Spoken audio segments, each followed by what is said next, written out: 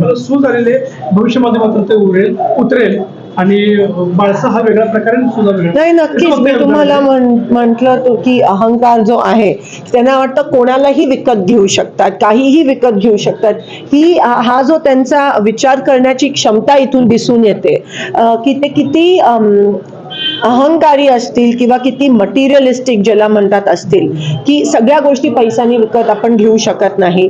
आणि तुम्ही बघा थोडे दिवस आता राहिलेत, आता हा कुठेतरी वर गेल्यावर जो खाली येतोय तो त्यांचा सुरू झालाय आणि तुम्हाला दिसेल काही दिवसात की हे पूर्ण गेम आता उलटा होईल आणि पुन्हा एकदा मला असं वाटतं जे गेलेत ते त्यांची परत येतील. काल आमची मीटिंग झाली, त्याच्यामध्ये चांगलं डिस्कशन झालं. बऱ्याच सीट्सवर आमची चर्चा झाली आणि मला असं वाटतं 1-2 दिवसात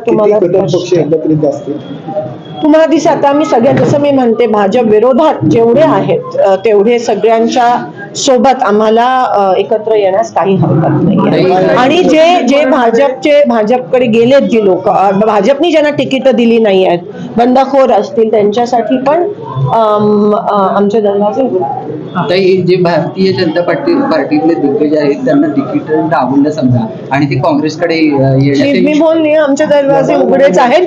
फक्त त्यांनी काँग्रेसची विचारसरणी स्वीकारायची त्यांची इच्छा असायला पाहिजे. अजून ती चर्चा त्या ठिकाणी चालू आहे.